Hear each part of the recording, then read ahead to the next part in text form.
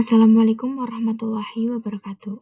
Perkenalkan, nama saya Hanum Afidia Pramesti, NIM 26504, Pendidikan Tata Busana 2020, Universitas Pendidikan Indonesia.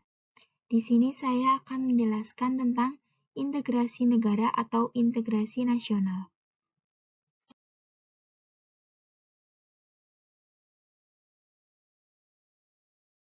Definisi integrasi nasional. Integrasi nasional adalah proses penyesuaian penyatuan unsur-unsur kebudayaan Indonesia yang beragam hingga terwujudnya persatuan dan kesatuan bangsa. Adanya integrasi nasional penting untuk terciptanya keselarasan bangsa di tengah-tengah keadaan masyarakat yang berbeda-beda dan wilayah yang luas. Integrasi nasional adalah bersatunya suatu bangsa yang menepati wilayah tertentu dalam sebuah negara yang berdaulat. Realitanya, integrasi nasional dapat dilihat dari berbagai aspek, yaitu aspek politik atau integrasi politik, aspek ekonomi atau integrasi ekonomi, yaitu saling ketergantungan ekonomi antar daerah yang bekerja sama secara sinergis. Yang ketiga, ada aspek sosial budaya atau integrasi sosial budaya, hubungan antar suku, antar lapisan, dan antar golongan.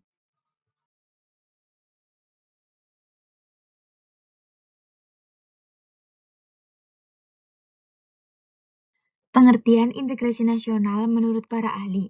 Yang pertama ada Dr. Nazaruddin Syamsuddin. Integrasi nasional adalah proses penyatuan sebuah bangsa yang meliputi seluruh aspek kehidupannya, yakni aspek politik, sosial, ekonomi, serta budaya. Yang kedua ada Howard Wilkins. Integrasi nasional merupakan penyatuan bagian yang terpisah dari masyarakat menjadi kesatuan atau keseluruhan yang lebih utuh atau memadukan ke seluruh masyarakat kecil yang jumlahnya banyak menjadi satu kesatuan bangsa. Yang ketiga ada Myron Weiner. Integrasi nasional merupakan proses dari bermacam kelompok sosial dan budaya ke dalam satu wilayah dalam membentuk identitas nasional. Yang keempat ada J. Sujati Dwiwandono. Integrasi nasional merupakan cara bagaimana kelestarian dalam persatuan nasional dalam arti luas bisa didamaikan dengan hak dalam menentukan nasib sendiri. Yang kelima ada Safruddin Bahar. Integrasi nasional mempunyai arti membuat atau menyempurnakan dengan jalan menyatukan bermacam unsur-unsur bangsa yang awalnya terpisah-pisah.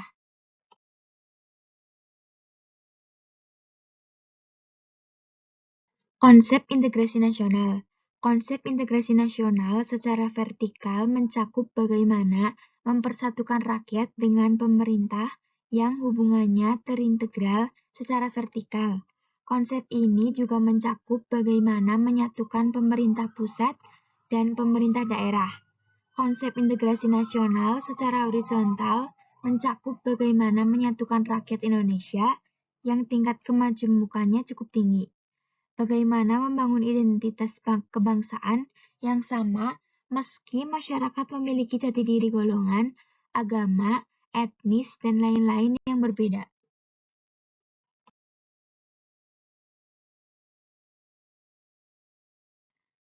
Syarat-syarat integrasi nasional. Yang pertama, anggota masyarakat merasa kalau mereka bisa dan berhasil mengisi kebutuhan masing-masing orang. Yang kedua, terciptanya kesepakatan bersama mengenai norma-norma dan nilai sosial yang dilestarikan dan dijadikan pedoman.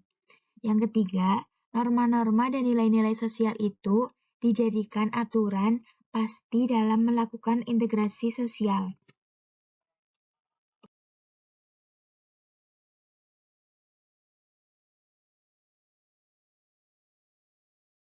Jenis-jenis integrasi nasional. Yang pertama, ada integrasi asimilasi. Integrasi asimilasi merupakan penggabungan dua atau lebih kebudayaan yang menghilangkan ciri khas kebudayaan aslinya yang diterima oleh masyarakat. Tujuannya untuk mewujudkan integrasi nasional di tengah keberagaman budaya dan sosial masyarakat. Yang kedua, ada integrasi akulturasi. Integrasi akulturasi adalah penggabungan dua atau lebih kebudayaan tanpa menghilangkan ciri khas kebudayaan asli di suatu lingkungan. Pemerintah atau negara bisa menjadikan cara ini sebagai suatu hal yang inovatif dalam menciptakan persatuan dan kesatuan masyarakatnya. Yang ketiga, ada integrasi normatif. Integrasi normatif terjadi karena keberadaan norma-norma yang berlaku dan mempersatukan masyarakat sehingga integrasi lebih mudah dibentuk. Dengan berlakunya norma itu, masyarakat telah bersatu dan sepakat untuk menjalankan dan menaatinya. Yang keempat, ada integrasi instrumental.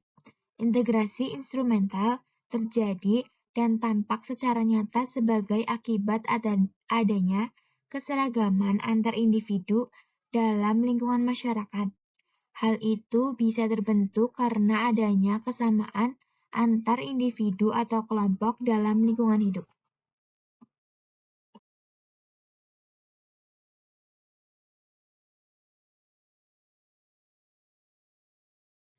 Jenis-jenis integrasi nasional. Selanjutnya ada integrasi ideologis. Integrasi ideologis terjadi dan tampak secara nyata karena adanya ikatan spiritual atau ideologis yang kuat tanpa adanya paksaan. Selanjutnya, integrasi koersif. Integrasi koersif terjadi karena adanya pengaruh dari penguasa dan bersifat paksaan. Integrasi ini tidak bisa bertahan lama dan kuat karena sifatnya terpaksa. Selanjutnya ada integrasi fungsional. Integrasi fungsional terjadi karena adanya berbagai fungsi tertentu dari semua pihak di dalam masyarakat. Mereka yang merasa memiliki kesamaan fungsi atau peran cenderung mudah bersatu dalam menjalankan kehidupan bermasyarakat, berbangsa, dan bernegara.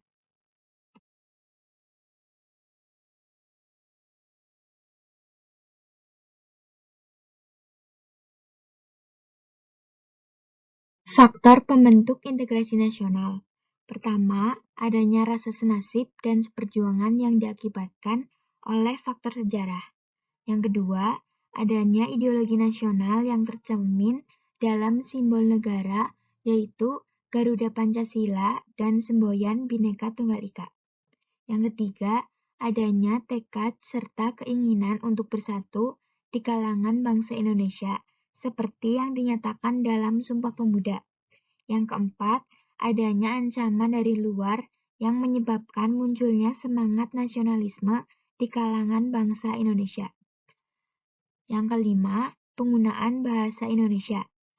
Selanjutnya, adanya semangat persatuan dan kesatuan dalam bangsa, bahasa, dan tanah air Indonesia.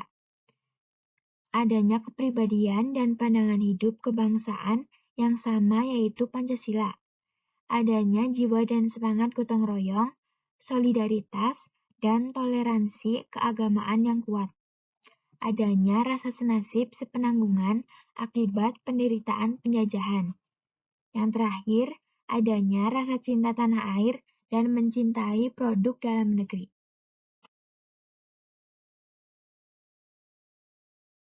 Faktor penghambat integrasi nasional. Yang pertama, kurangnya penghargaan terhadap kemajemukan yang bersifat heterogen. Yang kedua, kurangnya toleransi antar golongan. Yang ketiga, kurangnya kesadaran dari masyarakat Indonesia terhadap ancaman dan gangguan dari luar. Yang keempat, adanya ketidakpuasan terhadap ketimpangan dan ketidakmerataan hasil-hasil pembangunan.